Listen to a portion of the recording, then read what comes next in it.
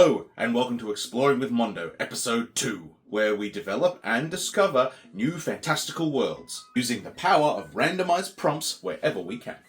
My name is Dave, this is Mondo, a little world who is looking for interesting and exciting new friends. Today is step 2 on our journey, having decided in our last episode to use the generational system to start a ground-up approach to our world build. So starting with a character, and then moving through the layers to infer what the rest of the world is like. Today, we will generate 3 characters in 3 eras that start to infer a world into focus for us.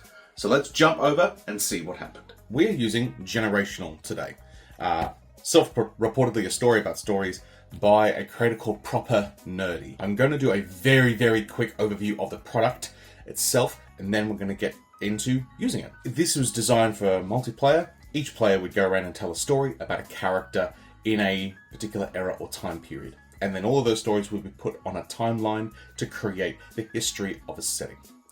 How we are going to use it is we are going to generate 3 characters across 3 eras using these rules.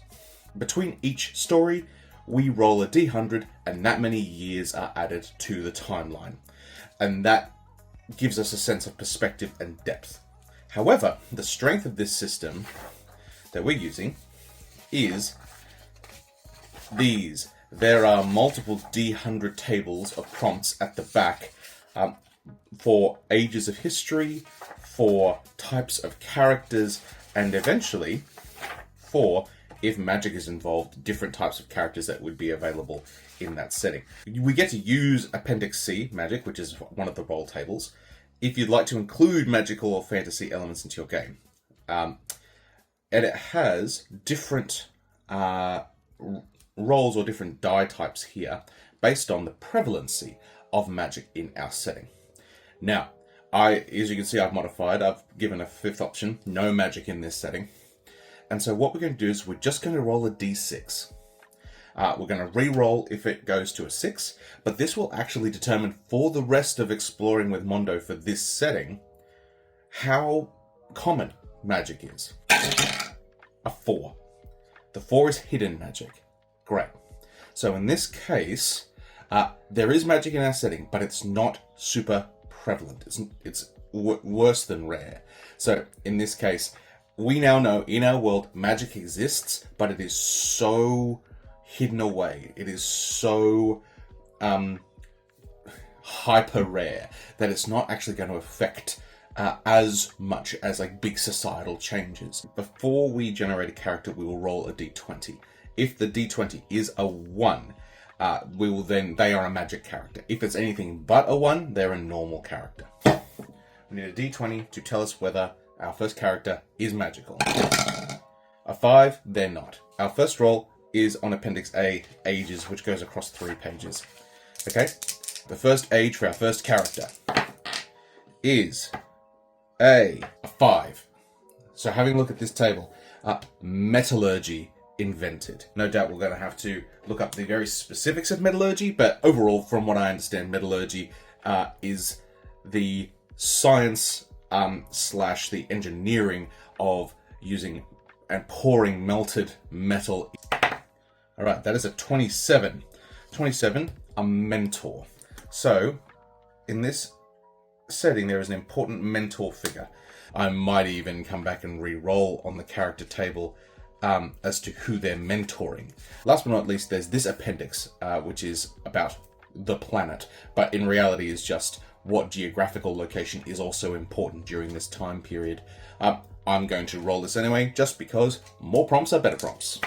50, a wealthy district. So in a wealthy district, there is a mentor, and that mentor is connected in some way to a time period where metallurgy has been invented. I am going to go back and roll for who they are mentoring, just because more prompts are better prompts. 32, mentoring a journalist. Interesting. So they're mentoring a journalist. So in this case, a sense of information being controlled. Now we do the scary thing, and we roll for how many years between this age and the next one, or this story and the next one. Right, 62 years later. New time. I'm not going to go to the tower. We roll a d20 to see whether our dude is magical. Not magical. Our age is 94. A treaty. Nice. Our character is 76. An astronomer. Ooh. And region, 75. Cliff. Alright, let's roll for time. That is plus 34 years. And then we get to our last one. Are they magical? No. The age, 93. Our place in the universe. I'm going to take it. The character is 21. A musician. Oh, I love that. Alright, important location is a 26. A peninsula. It says peninsulas, but I'm going to say peninsula. And just because I can, I will roll for time out from here. So only plus 5 years until something else important happens. Well, thanks, Generational.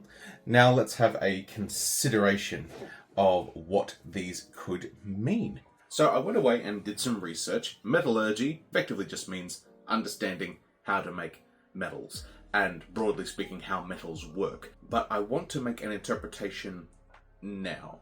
I'm going to suggest that it's a particular style of metallurgy or a particular type of metal, so that we can have the baseline of our tech level remain roughly within the realms that we'd like it to, but we can see the societal impact, which is inferred by the next two eras, because the next two eras occur within the next 100 years, of the harnessing of that new metallic substance. We also can make some initial jumps and assumptions based on the fact that a journalist is involved, and so that concept of information about potentially these new discoveries being an important or controlled aspect. Next time on Exploring with Mondo, I would like to take one or two of these characters and run them through a deepening process to learn a bit more about that person. Just because all we have here from the generational system is a title of their profession and really nothing more. If we just left it at that, we might be encouraged to just rely on stereotype. And I don't want us to rely on stereotype if possible. There is a survey. It is broadly filled with short, free-form answer spaces for you to provide prompts. I'll sort through those prompts and potentially we'll do a video just focused on those prompts later. So if you're interested, want to have your say, already have ideas that I haven't had, tell me about them, and then we'll try and integrate the best ones, or if there's heaps of them, random ones. I hope to hear from you. And I'll see you next time on Exploring with Mondo.